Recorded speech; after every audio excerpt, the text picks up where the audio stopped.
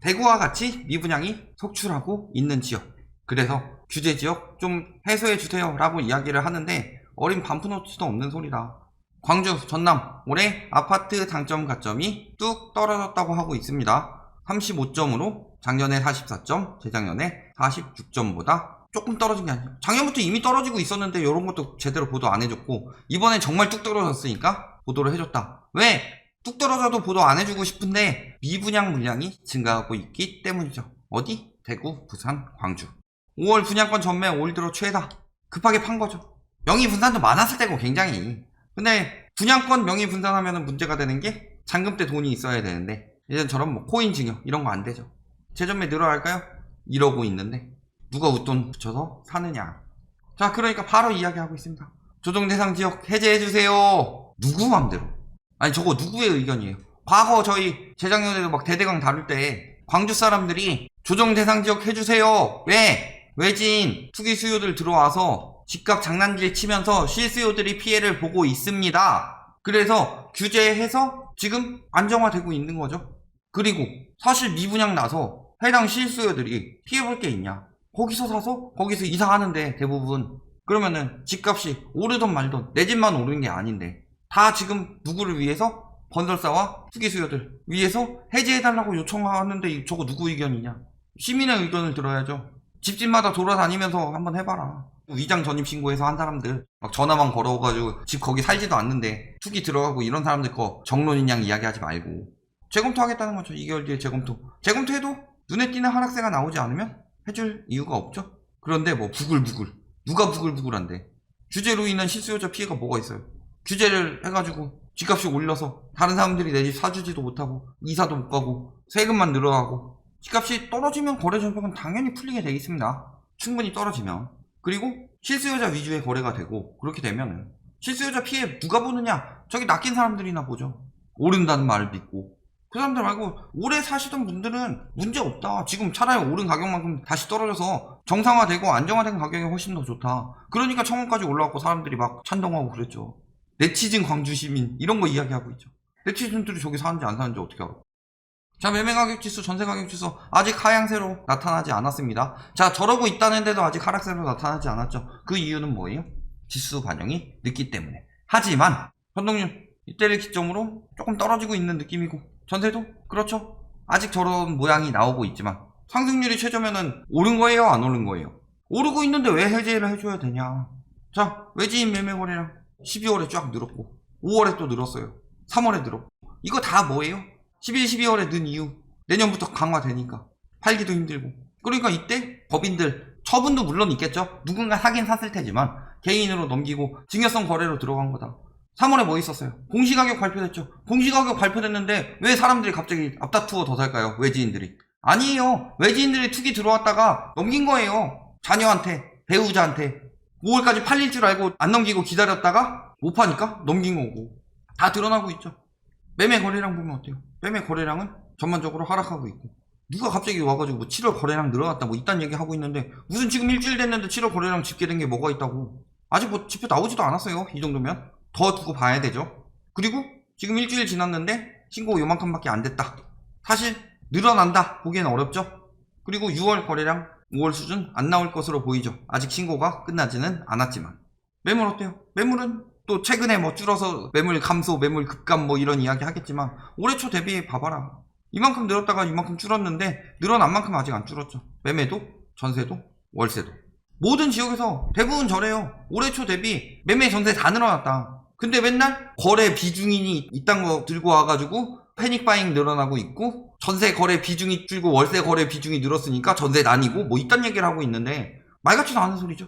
전세 거래 비중이 준 거는 월세보다 재계약 비중이 높기 때문이에요. 전세가를 그렇게 쳐 올려놨으니 월세는 그렇게 못 올리거든.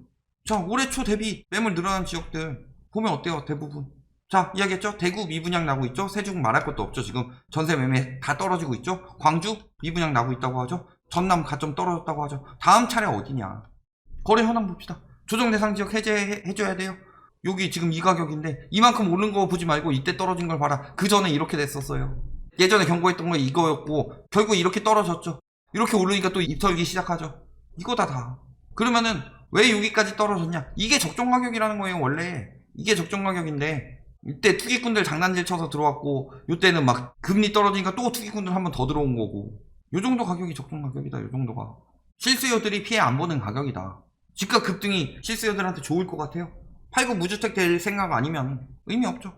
요즘에 지방광역시에 계속 이 이야기 나오고 있습니다. 7,400만원에서 1억 2천 껑충 1억 이하 싹쓸이 들어가고 있다. 갭투기 하고 싶은데 시드머니 있으니까 요거 해주세요. 초저가 주택 거래가 적지 않았다. 언제부터 저것들이 집값 상승의 지표가 되었다고 맨날 1억 원 이하 아파트 가지고 붙들고 늘어지냐. 취득세 양도세 기준 벗어난 거 가지고 다 저기 들어가고 있는 거예요. 지방 대대광에.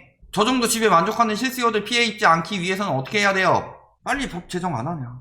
수도권 말고 지방 아파트 다룰 때마다 저 얘기 나오고 있어요. 특히 무갭투기 많다고 하는데 무갭투기 들어가는데 전세로 들어가신 분들 진짜 위험합니다. 자, 근데 어때요? 추세 똑같아요. 이랬다가 빠졌다가 왔다 갔다 이러고 있죠? 마찬가지. 엄청나게 오른 것처럼 이야기하고 있죠. 먼 아파트가 7,400에서 1억 2천원 올랐어요. 그런 거 비교해봤자 최저하고 최고 비교했겠지. 주택 보급률 엄청나게 늘었습니다. 공급 부족도 아니죠. 119.4. 이거 진짜 미친 보급률입니다. 이사 가는 것까지 상정해서 110% 넘어가면은 거기는 진짜 공급이 너무 많은 거예요. 그런데도 여기까지 공급 부족인가요? 자, 그들의 말이 공급 부족 때문에 오르는 게 맞다고 치면 어떻게 돼요? 저런 데는 떨어지는 게 당연한 거 아니에요? 아직도 뭐 상승률 나오고 있죠. 아직 하락세로 지수가 변하지 않았다. 주택 보급률이 이렇게 늘어나고 있는 와중에도, 이 와중에도 계속 떨어졌느냐. 2018년에 역대급 폭등이 일어났었죠. 뜻하는 바가 뭐다? 공급 부족이랑은 거의 관련이 없다. 자, 분양 계획 아직도 많이 남았습니다. 일반 분양 6,600가구. 보급률이 계속 올라가고 있는데 분양도 많아요. 공급이 계속 나오고 있다는 거죠. 실수요자 집값 떨어져서 피해 본다, 이런 얘기 하기 전에 정상적인 가격부터 돌아가고 이야기를 해라. 굉장히 또 왜곡해서 받아들이는 게, 특히 투기꾼 많은 지역들이 그래요. 김포 아파트 올렸더니 왜곡하고 있어. 강남까지 연결해주세요 빽 떼고 징징댄다, 그 이야기 했더니 그거 누구 들으라고 한 얘기예요? 투기꾼들 얘기한 거죠. 근데 김포에 살고 있는 실수요입니다. 그런 말은 듣기 거북하군요. 그 실수요가 직접 달았을 것 같아요? 안 좋은 이미지 만들려고 난리치는 거지? 말의 앞뒤를 다 들어보면 나오는데, 제가 얘기한 거는 김포에서 집값 올리려고 들어간 투기꾼들이 이야기한 거지. 김포에 사는 선량한 실수요까지 제가 다 그 욕했어요? 선량한 실수요들은 김부선이나 김용선 가더라도 크게 문제 없다. 어차피 지금 5호선 얘기 나오고 있고 그게 핵심인 거지. 분양 계속 들어오고 있습니다. 내년 입주. 내년 공급 폭탄인데 왜 안 떨어지죠? 내년 공급 부족으로 서울 올라간다면서요? 그럼 내년 공급 폭탄인데 이미 떨어지고 있었어야 되는 거 아니냐. 23년, 24년 아직 다 나온 것도 아니고 공급 부족 이야기 하지 말아라. 그러면 입주도 많고 공급도 많고 분양도 안 되고 오를 이유 있어요? 정상화 될 때까지는 떨어져야죠. 1억 5천 막 이렇게 해가지고 집값 똥값 대라 이런 얘기 하는 거 아니잖아요. 원래 올라가던 가격이 있고 형성되어 있던 가격이 있는데, 전국적으로 비정상적인 투기 심리가 나타나고 있고 투기 수요들이 여기저기 다 몰려가면서 집값을 띄우고 있다. 그러면은 실수요들이 피해보고 있으니까 정상화 돼야 되는 거다. 그 이야기를 하고 있는 거예요. 맨날 부정적인 이야기 하는 게 아니라. 그게 어떻게 부정적인 이야기예요? 실수요들한테 맞게 가야지. 니들이 투기하니까 니들한테나 부정적인 내용이겠지. 자, 건설사 문제 굉장히 커요. 이거는 광주 관련돼서 들고 왔고 당장 나올 때 다루지 않은 이유는 이것에 대해서 이야기를 해야 되는데 또 민감하신 분들이 있으니까 조금 지난 다음에 말씀드리는 거예요.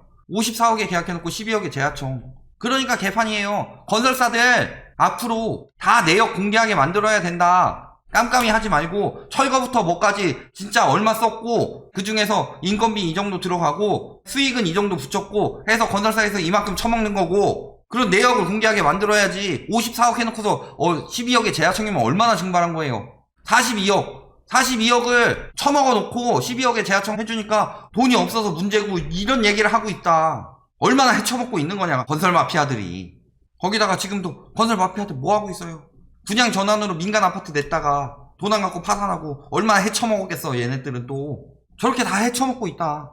서울이야 분양이 잘 되고 비싸도 사주고 이러니까 티가 잘 안 나서 그런데, 서울 지금 집값 오른 거 뭐 투기꾼들 먹어봤자 얼마나 먹겠어요. 다주택 엄청나게 많이 산 투기꾼들 해가지고 그거 팔아서 차익 낸 사람들이야 처먹었지. 라이트하우스가 중점적으로 욕하는 거 건설 마피아들이에요. 저런 짓거리 하고 있고 지방에는 다 드러나고 있다. 지방에서 언론 장악까지 했잖아요.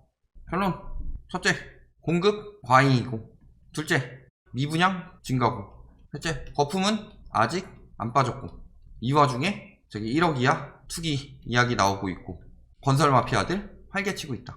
이게 광주 부동산 시장의 실태다. 정상화되기 전까지는 규제지역 해제하지 말고 정상화된 뒤에 봐야 되겠죠.